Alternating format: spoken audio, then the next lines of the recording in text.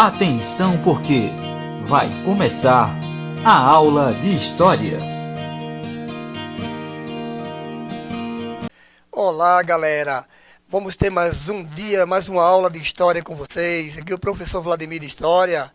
Então, pessoal, antes da gente entrar no nosso assunto de hoje, no tema da nossa aula de hoje, iremos fazer a correção da aula número 2, ok? Pega a visão agora e confiram comigo. Eu vou corrigir algumas questões. Não todas, porque eu preciso ganhar um pouco de tempo. E o resto é com vocês. Vamos lá. Primeira questão. Quais foram as ideias que inspiraram a Revolução Francesa? Bem, resposta. Quem fez? Os ideais de liberdade, igualdade e fraternidade acertou. Segunda questão. Assinale a alternativa correta. A população da França em 1789 era de aproximadamente... Quem assinalou a alternativa B, 25 milhões de habitantes, está correto. Okay? Essa terceira questão, como ela é muito grande, vou deixar que vocês falem. A resposta seria, primeiro, Estado, formado pelo alto clero e baixo clero. Segundo, Estado, formado pela nobreza, cortesã, provincial e toga. E o terceiro, Estado, formado pela maioria da população, ricos, pobres e miseráveis camponeses. Questão número 4. Basta vocês responderem somente crises políticas, crises sociais e crises econômicas. A quinta questão.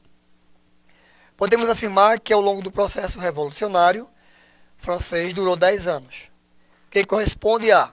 Vocês procurem a alternativa aí que tem 1789 a 1799. Ok? Sexta questão. A famosa queda da Bastilha ocorreu em... Bem, quem assinalou a alternativa C, 14 de julho de 1789, está correto. Sétima questão e oitava, vou deixar que vocês aí façam a correção. Mas eu vou dar a palhinha. A sétima questão vocês coloquem aí. Assembleia Nacional Constituinte. E convenção e diretório. Pronto. E as duas consequências, que é no oitavo quesito, vocês fazem aí.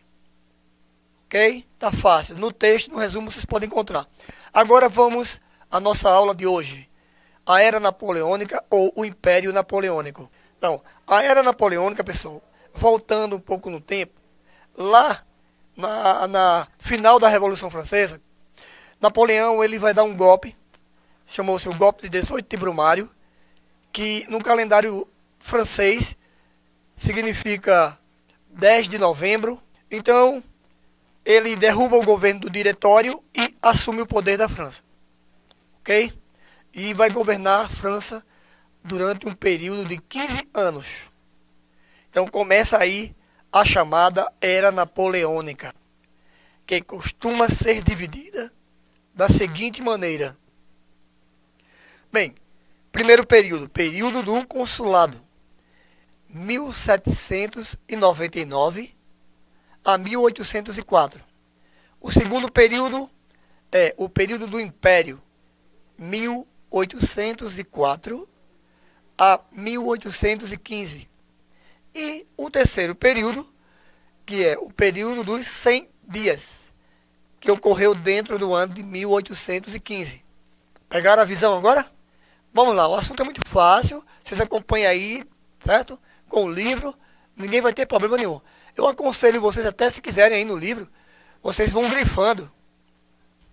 Durante o governo do consulado, durante esse período, o regime republicano ele foi mantido. Mas o governo da França ele era formado por 3 cônsules. Só que o cônsul mais importante, o principal de todos eles, era Napoleão Bonaparte. Os outros 2 estavam lá para auxiliá-los. Mas Napoleão era o cara que decidia tudo. Né? Ele comandava, veja só, as atribuições desse grande general que foi Napoleão. Ele comandava o exército, nomeava funcionários, membros da administração pública, ele propunha leis e orientava a política externa da França. Então veja a importância que o cara tinha.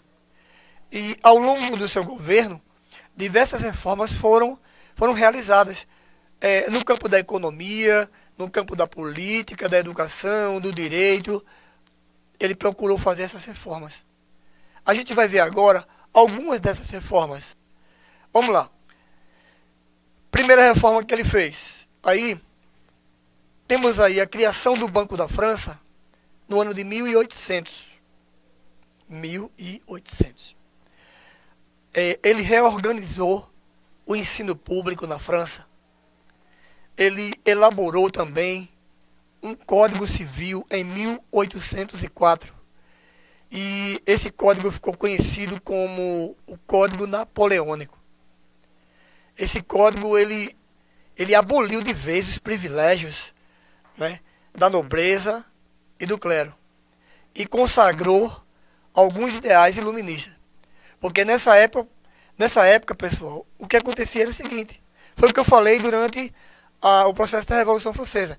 O rei, ele arrecadava tantos impostos que sufocava a população, os pobres e até os ricos também. Mas existia uma coja, que eu chamaria até de parasitas. Parasitas é aquele que vive sugando. Eram os súditos dentro do palácio. Ali tinham os frequentadores, marqueses, condes, condesas, marquesas, duquesas, príncipe, princesa, né? O próprio rei, Luís XVI na época. Então, tudo isso era sustentado com altos impostos, pesados impostos, cobrado que a população já não aguentava mais, ficando mais miserável, cada vez mais pobre. Vamos lá. Continuando, falando um pouco desse Código Napoleônico, ele também consagrou alguns ideais iluministas, como, por exemplo, o ideal de liberdade, o respeito à propriedade privada, a igualdade perante a lei, né, para todos, direitos iguais, o casamento civil separado do religioso, porque naquela época tudo era a Igreja Católica quem assumia esse papel.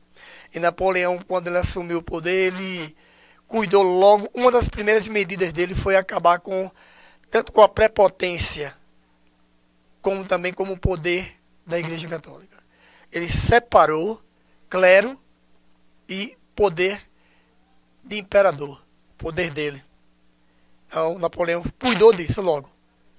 Foram medidas que ele achava que eram de imediato, eram precisas ser tomadas. Bem, eu coloquei uma observação que em 1802, Napoleão ele foi proclamado primeiro cônsul da França, cônsul vitalício, conquistando o direito de indicar, né, o seu sucessor no governo.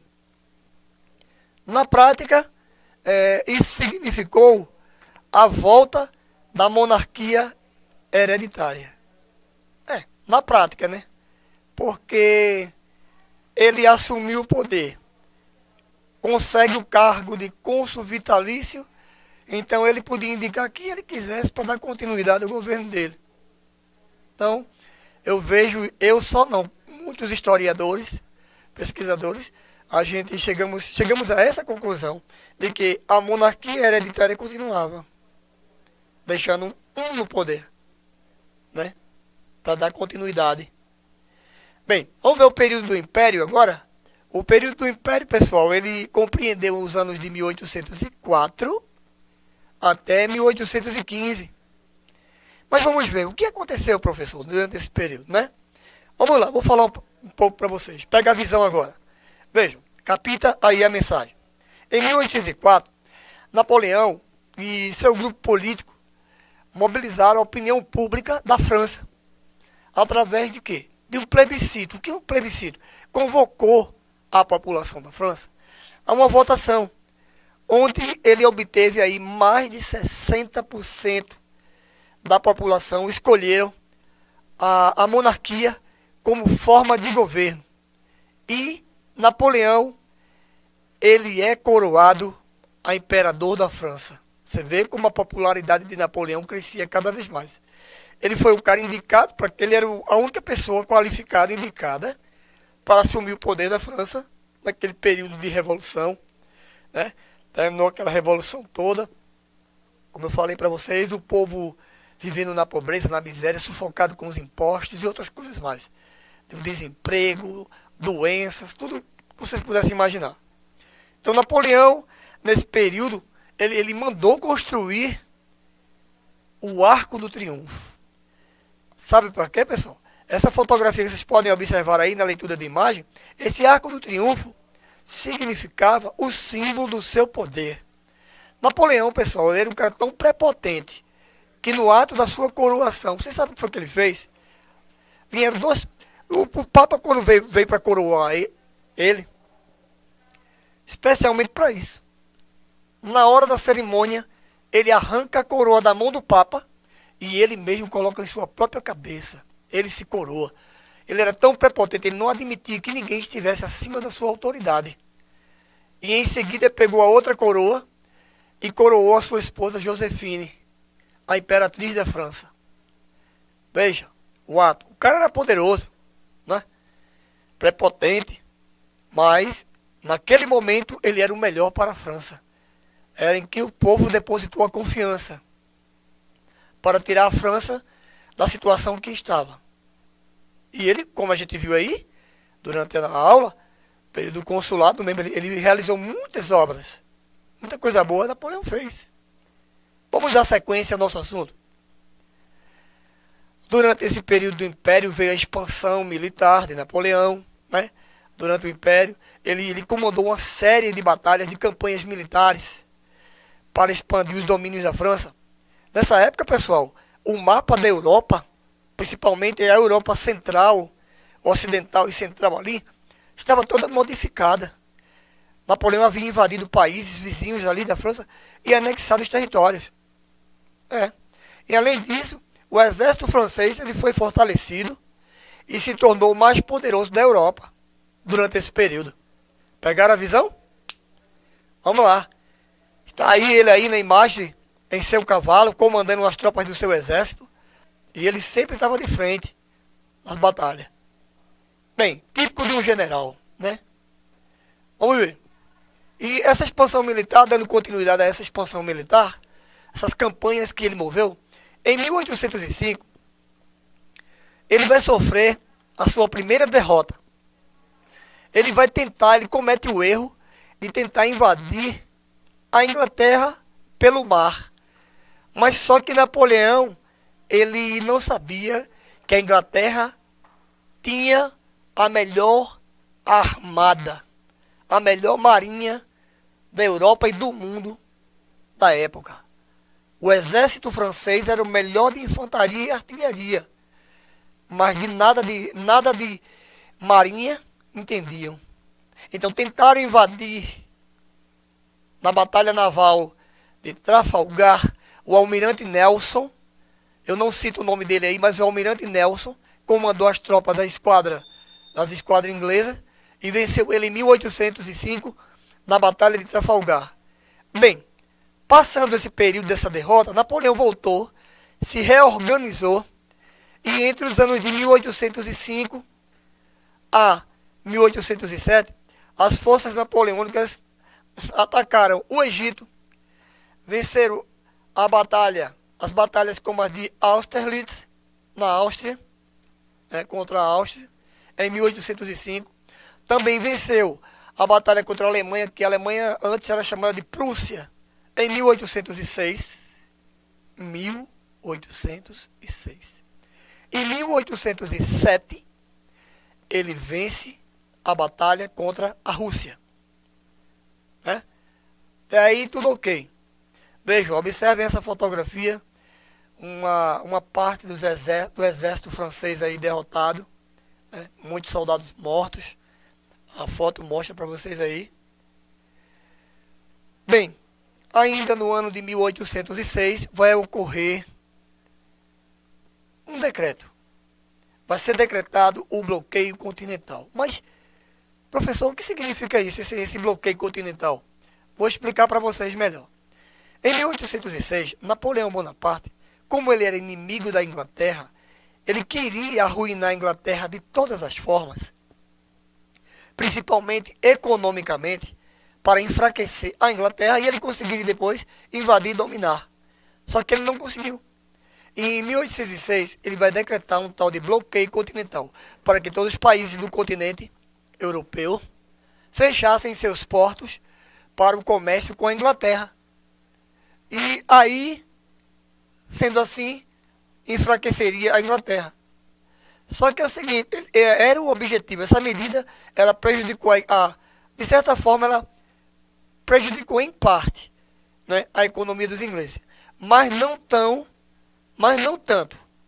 quanto o governo francês esperava que fosse prejudicar. Ele esperava que arruinasse de vez, mas não conseguiu arruinar.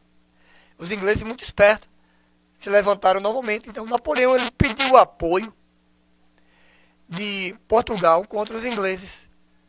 Mas o governo português quis se manter neutro. Por que o governo de Dom João quis se manter neutro? É o seguinte, Portugal devia até o pescoço à Inglaterra. Tudo que levava daqui do Brasil era para pagar e deixar nos cofres da rainha da Inglaterra. Então, Portugal disse, não, eu não posso lutar, ficar contra um país que me empresta dinheiro, que me fornece, tem muitos acordos, muitos tratados com o meu país. Então eu vou me manter neutro. Só que Napoleão também não contava com um detalhe, que 2 dias antes de ele invadir Portugal, a família real já tinha sido avisada que Portugal sofreria uma invasão dos franceses. E o que fez Dom João, junto com a sua comitiva de mais de 10.000 pessoas, a corte portuguesa, veio um monte de gente, acompanhado por as esquadras de 2 almirantes ingleses, né, para fazer a proteção, para que chegassem seguros aqui no Brasil. Ele veio para o Brasil. Então, esse episódio aí ficou conhecido como a vinda da família real ou da corte portuguesa para o Brasil. Ok? Por conta do bloqueio continental decretado por Napoleão Bonaparte. Pegaram a visão? Vamos continuar agora? Vamos lá. Dando um reforço ao que eu acabei de falar, veja, vou só repetir como uma revisão. Olha só, esse pedacinho aí. Ó. Como consequência, Napoleão decretou, eu estou somente para revisar para quem não entendeu direito aí. Veja só. Como consequência desse bloqueio continental, né, da resposta que Portugal deu para Napoleão, Napoleão decretou a ordem para invadir Portugal. E a família real ela foge para o Brasil, como eu falei para vocês. Dom João chega ao Brasil com a corte portuguesa em 1808 e logo transferiu a sede do governo português para o Rio de Janeiro. Então, a sede do governo português fica sendo no Rio de Janeiro. Ok? Vamos lá. Aí vem o ano de 1812, a invasão da Rússia. É quando Napoleão vai meter as pernas pelos braços, vai cometer o erro.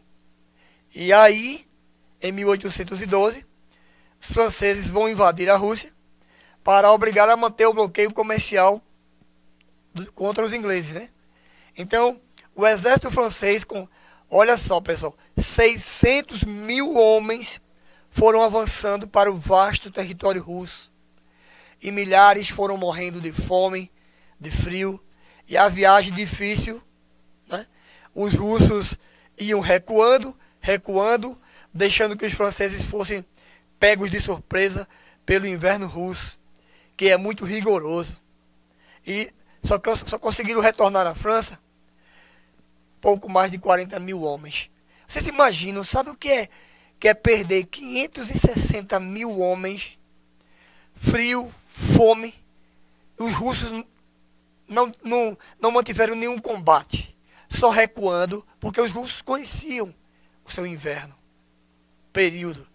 Os franceses não, cometeram esse erro. E à medida que os russos eles iam recuando, iam destruindo todas as fontes de alimentos que fossem servir, alimentos, abrigos que fossem servir para os homens de Napoleão.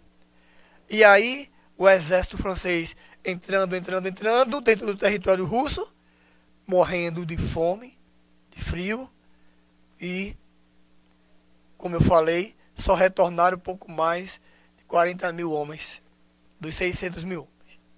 Pegaram a visão? Vamos lá. Em 1814, né, foi formado aí um poderoso exército montado pela Inglaterra, pela Áustria, pelos russos e pelos prussianos, né? Então, Inglaterra, Áustria, Rússia e Alemanha. E invadiram Paris. Foi a chamada coligação.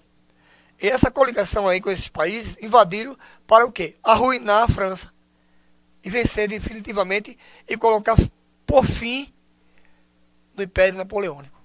Então, Napoleão foi derrubado do poder e enviado para a ilha de Elba, uma ilha lá no Mediterrâneo. O trono francês ele foi dado de volta para Luís XVIII, que era irmão de Luís XVI, que tinha sido morto na guilhotina, né, pelos revolucionários em 1793. Foi o cara que inventou a guilhotina e foi para a guilhotina. Ele foi quem serviu de, né, também. Tava o pescocinho lá e o carrasco soltava a lâmina e o pescoço rolava. Então, Luís XVIII voltou e assumiu o poder na França. Só que vamos chegar agora ao período do governo dos 100 dias, que foi o último período da era napoleônica. Olha, Napoleão estava exilado na ilha de Elba. E em 1815, Napoleão regressa. Ele volta à França carregado pelos braços, pelos seus soldados, seus ex-comandados, que conheciam muito bem, sabiam quem era o general Napoleão. O povo que apoiava ele. Então Napoleão vai chegar na França, volta, ele vai ser aplaudido e vão colocar ele no poder novamente. Olha só, em março de 1815, Napoleão fugiu da ilha de Elba e regressou à França. As tropas enviadas para prendê-lo, pelo contrário, chegaram lá, acabaram unindo-se a ele, porque conheciam Napoleão. Então a população francesa, insatisfeita com o absolutismo do rei Luís XVIII, o que vai acontecer? Festejou, né, a chegada de Napoleão em Paris. Então Napoleão ele reconquistou o povo novamente, o poder, e obrigou o rei e sua família a fugirem da França. O Luís XVIII com a família, ó, picou a mula, foi-se embora. Bem, depois de 100 dias no poder, à frente do seu governo, Napoleão foi derrotado definitivamente, ele vai sofrer mais uma derrota, a Batalha de Waterloo. Em junho de 1815, definitivamente Napoleão é derrotado. E no mesmo ano, Luís XVIII voltou ao trono francês, ele retorna com sua família. Napoleão foi preso pelos ingleses e exilado agora na ilha de Santa Helena, né, lá no Atlântico Sul, onde permaneceu até a sua morte em 1821.